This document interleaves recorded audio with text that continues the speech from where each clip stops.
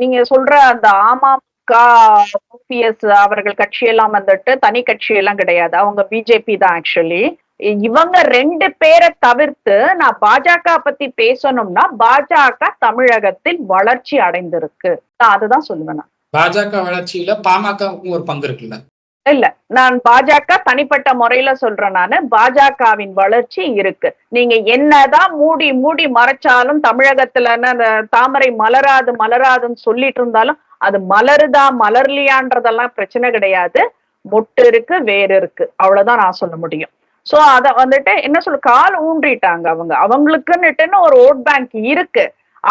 ஒரு இப்ப காங்கிரஸ்க்கு எப்படி ஒரு ஓட் பேங்க் இருக்கோ, பாஜகவுக்கு ஓட் பேங்க் இருக்கு.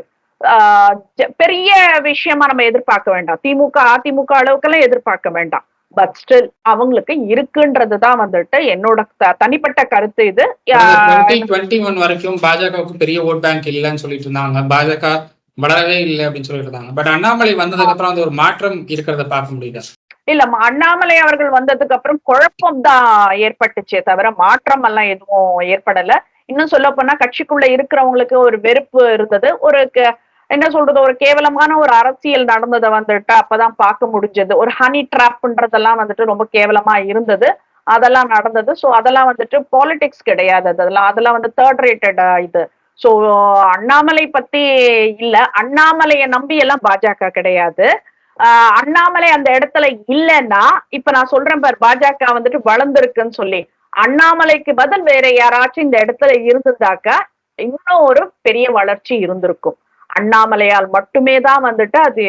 ஏன்னா இப்போ அண்ணாமலை நீங்க சொல்றீங்க, எனக்கு சத்தியமா புரியல இது என்னன்னுட்டுன்னு. இவ்வளவு ஆண்டு காலமாக இப்போ ஒரு வளர்த்து விடுறதுன்னா, இப்ப நீங்க என்ன பண்றீங்கன்னா, அது பூ விடுறப்போ வந்து அன்னைக்கு யார் தண்ணி ஊத்துனாங்களோ அவங்கனாலதான் அது பூ பூத்துச்சுன்னு சொல்றீங்க.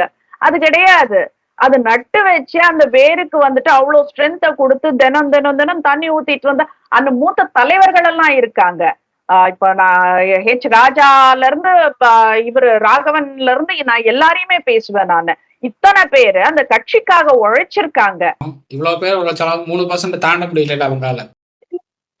அப்படி இல்ல ஹரிஷ், அதுதான் நான் சொல்றேன். அது வளர்றதுக்கு டைம் ஆச்சு, அவ்வளவுதான் சொல்றேன். வளர்றதுக்கு டைம் ஆச்சு அப்படின்னாலும் அந்த 3% தானே தொடர்ச்சியா வந்துட்டு இருந்தது எல்லா தேர்தலையும். ஒரு 3 வருஷம் கேப்ல வந்து உங்களுக்கு அந்த 3% 11% ஒருத்தர் ஆக்குறாருன்னா அப்போ யாரால வளர்ச்சி வந்ததுன்னு பேசத்தானே செய்வாங்க.